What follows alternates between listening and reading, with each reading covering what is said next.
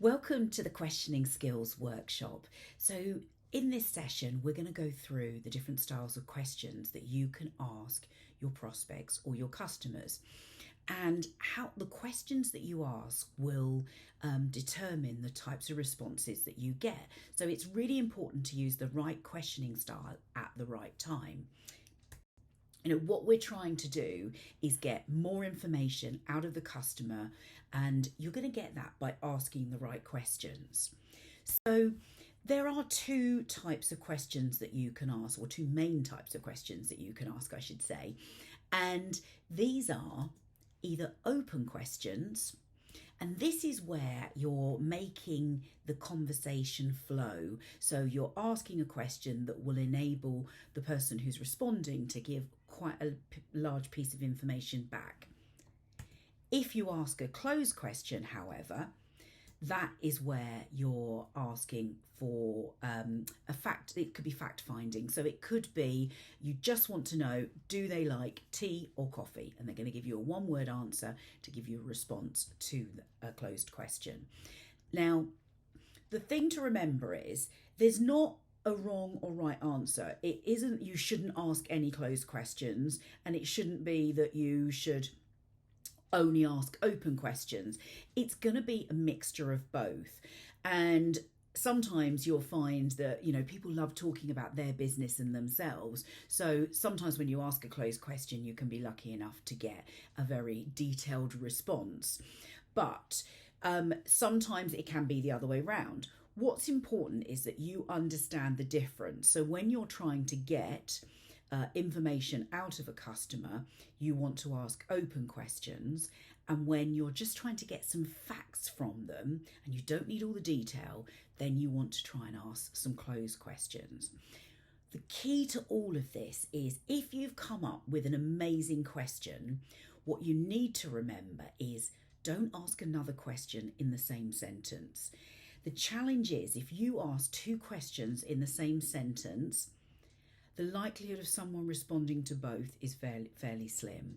What will generally happen is they will remember the last thing that you said. So you will get a response to your second question, but you won't get a response to your first question. So if you've got two great questions, be really patient, ask one, get the answer, and then ask the next one. So really be conscious about not using two questions in the same sentence if you want to get more information. So let's just go into a little bit more detail about the open and closed questions. So open questions. So they get the person that you're asking that question to really think and reflect about their answer. Really dive in deep, and they will give you their opinions and their feelings around the question that you have asked them. And what you'll find is it does give control of the conversation to the person that you're speaking to, the caller, whether you're making a call or whether it's the person in front of you. So you're handing it over to them for them to then give a detailed explanation to the answer that you have given. If you ask closed questions, as we've said before, it's very much about giving facts. So they're really easy to answer. They're quite a good way of warming up a conversation so that people are just sort of getting comfortable with simple things to answer before you go in for some of the bigger questions and the things that you need to know. So they're really easy to answer, as I said, and they're quick to answer, and they give you control of the conversation. So what you need to remember with both types of questions is if you ask too many closed questions, what you'll find is for the person that you're asking it to, it can feel a bit like an interrogation. If you've ever been stopped in the street to be asked a survey, then the questions they fire at you on an ongoing basis, that's what it's going to feel like for the person on the other end. If you ask too many open questions, sometimes you can lose control of the conversation, And obviously you don't want that to happen, because that's when things can go off at a tangent and you can end up getting your meeting or telephone call derailed because you lose track of where you should be and you run out of time. So it's getting that balance right of the fact-finding questions and the open questions. So I've just got a couple of examples here. So let's take a look at these open questions. So generally, most open questions will start with what, why, or how. So what do we mean by that? So I've put down a few examples here. So for example, if you were talking and wanted to find a little bit more information about their current supplier, you might ask them, what suppliers are you currently using? Or you might ask, what is important to you when choosing a new supplier? Or it could be, if there was one thing you could change about your current provider, what would it be? Now, I love that question, because quite often people will straight away say to you, I'm actually quite happy with my provider. They might have agreed to meet you, but in their head, they're thinking, I'm just testing the water, but actually I do quite like the service that they offer. But when you ask them that question, it really gets them to reflect. And because you're not criticizing their supplier, because that's something we should never do from a sales perspective. But what you're saying is, if there was one thing that you could change about them, what would it be?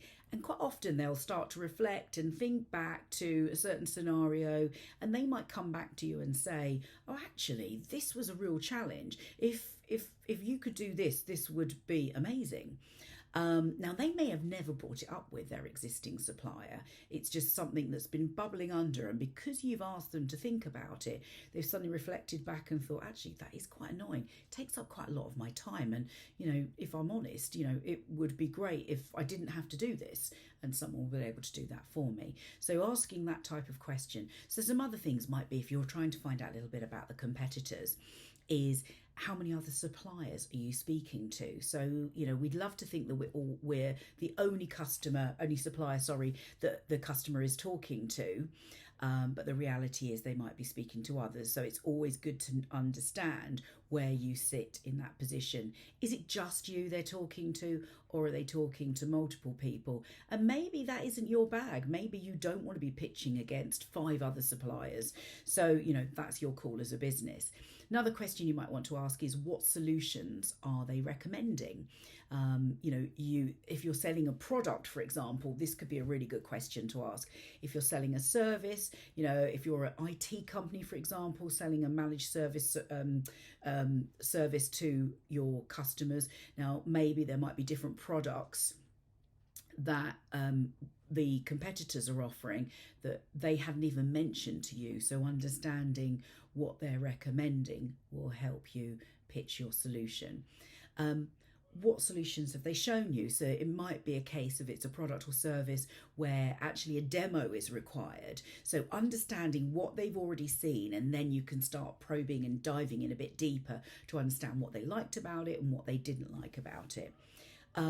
What other quotes have they already received? Now, sometimes people give you this information, other times they won't. I'm a strong believer, if you don't ask, you don't get. So it's definitely worth understanding whether they've received anything else, or whether you're the last person to quote. If you want to be really cheeky, you could then say, where are the current suppliers sitting with regards to your budget? And you might get them information, or they might be a really close book and they might tell you nothing. But again, if you don't ask, you're never going to find out. So there's just some examples of some open questions. So I think what's really important is start thinking about the questions you normally ask when you're trying to qualify a prospect, or you're having a conversation with a customer. And think about those questions you ask, and then reword them so that they are open or closed questions. And if you do a lot of your meetings through the telephone or online, you can have a little memory jogger at the side of you that has some of these key questions to remind yourself to use the questioning technique, either, from an open question point of view, or adding in some closed questions. So you could have a little checklist by your side that will remind you to ask it in a particular way. Because quite often happens if you don't ask the question well, you might have to ask 3 questions to get to the end result. But if you really stopped and took a look at the questions and the information that you need to get, then think about the best way to ask the question to reduce the amount of times you are asking the customer questions. So just have a think about that and jot down the open questions that you think you need to ask, whether it's at qualifying stage, whether it's at negotiation stage, whether it's upselling to a prospect or a customer.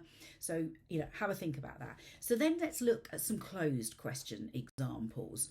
So they could start with things like do you, or can you, have you, is that, will you?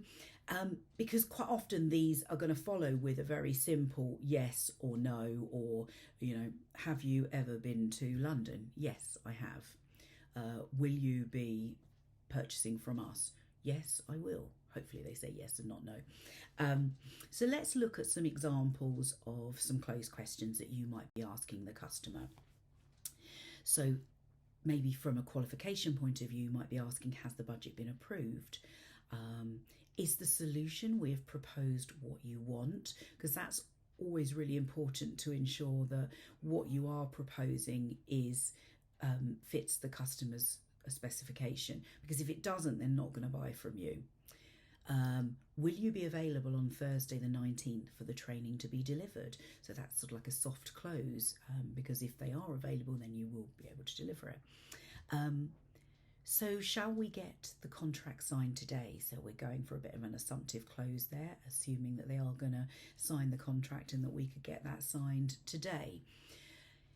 In summary, you said, and this is where you would summarise the conversation that you've had. So you said you want X, Y, and Z.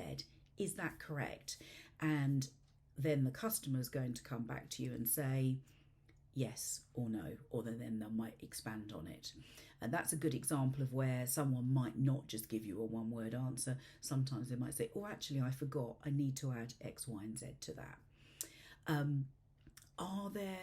Are these the only employees you want us to train? So, understanding whether it's that list that they gave you or whether there's more people that they would want to consider for the programme. Will you be in a position to sign off the order on Friday? Or have you received the quotes from the other suppliers? Yes or no? Again, with that question, you might find that they will expand on that, or there will be a very closed book and you won't hear anything from them. So, just a very quick overview of the closed and open questions that you can use when you're trying to get more information. So just a little bite-sized session there on the open and closed questions. Go back, have a look at the questions that you currently ask when you're in your prospecting meetings or even in your existing account management client meetings, and think about how you could word them differently so that they include the open and the closed approach. Hope you enjoyed the session. Look forward to seeing you soon. Take care.